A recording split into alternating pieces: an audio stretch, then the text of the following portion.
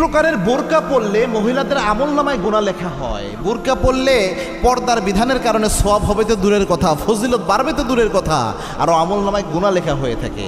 মারাত্মক বিষয় এটা। অনেকেই না জেনে না বুঝে এই কাজ অনেকে করে থাকে। মনে রাখবেন, একজন নারীর জন্য পর্দা করা, সতীত্বের হেফাজত করা জান্নাতে যাওয়ার অন্যতম গুরুত্বপূর্ণ মাধ্যম।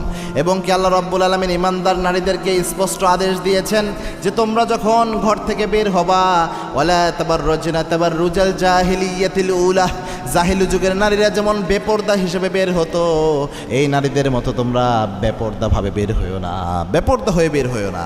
তাহলে পর্দা নিজেকে কভার করে তো আপনি বের হবেন। সেক্ষেত্রে বুরকা পরলে আপনি 3 ধরনের বুরকা পরতে পারবেন না। 1 নাম্বার হচ্ছে পরপুরুষ আকৃষ্ট হয়, এই জন্য টাইট বুরকা পরতে পারবেন না। আপনি যত কম কালারফুলি বুরকা পরেন, অর্থাৎ কালো বুরকাই আপনি পরলেন কিন্তু টাইটফুল পরলেন, যাতে পরপুরুষ আকৃষ্ট হয়, আপনার শরীরের অঙ্গ প্রত্যঙ্গ যেন বুঝতে পারে পরপুরুষ।